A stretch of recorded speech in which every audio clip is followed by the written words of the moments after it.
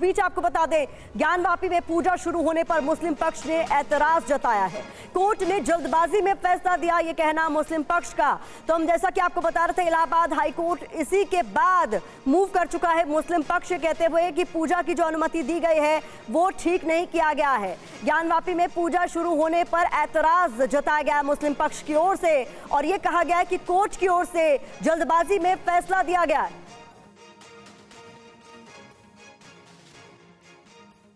अगर हमारा कुछ सवाल है उसको भी तो कोई सुने। जी क्या अगर माननीय न्यायालय ने अगर आदेश कर दिया तो जिलाधिकारी महोदय से कहा कि एक हफ्ता के अंदर आप उसका इंतजाम करिए। हाँ। कल रात में ही यहाँ काट करके रास्ता बनाकर सब काम शुरू हो गया। भाई वो तो एक हफ्ते का तो सुन तो लीजिए। हमारा कहने का मकसद ये है कि इसी कैंपस में हमारा मुकदमा है मजार शरीफ का, जो 1936 से प्रमाणित है, 1883 से प्रमाणित है और 1940 से 42 से प्रमाणित है।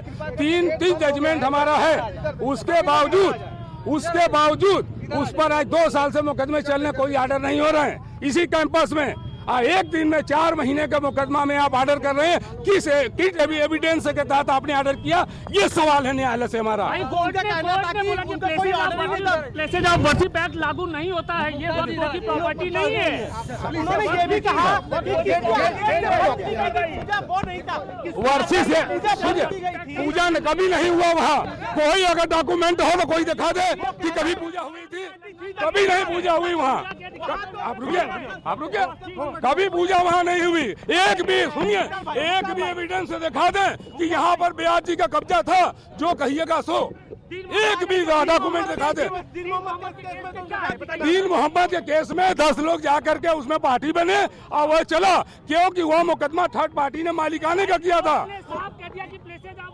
यहाँ पे लागू नहीं होता है। मैं भी आपके सुनिए, ये जो पूरी की पूरी जमीन है ये वक्फ बोर्ड की प्रॉपर्टी नहीं है। सुनिए हमारी बात सुनिए। वक्फ बोर्ड की अगर प्रॉपर्टी ने आप नहीं कर रहे हो ना, तो हमको आप बता दो कि मंदिर अधिनियम 1983 में बना, उसको किसने डीड किया, किसने उसको दिया, गिफ्ट किसने किया? उनका कहना था 1993 तक ब्याज जी का नहीं, मैं जो पूछ रहा हूँ वो बताइए। सरकार के कहने पर जी नहीं, एकदम गलत बात है। कोई आदेश, पूरे जितने भी लोग हैं, सुन लीजिए। अरे भाई सुनिए तो, न्यायालय ने जो समझा वो आदेश किया, मगर मुस्लिम समाज इस बात से मरमाहत है कि व्यास जी का नाती जो शैलेंद्र पाठक ने जिला जज की अदालत में मुकदमा किया, उस पर कोई ऐसी एविडेंस नहीं थी। क्या ऐसी अर्जेंसी थी कि 17 तारीख को आप जिला अधिकारी के सुपुर्दगी में देते हैं, उसके बाद में आप 31 तारीख को रिटायर हो रहे हैं और उस दिन पूजा पाठ की बात देते हैं? क्यों देते हैं?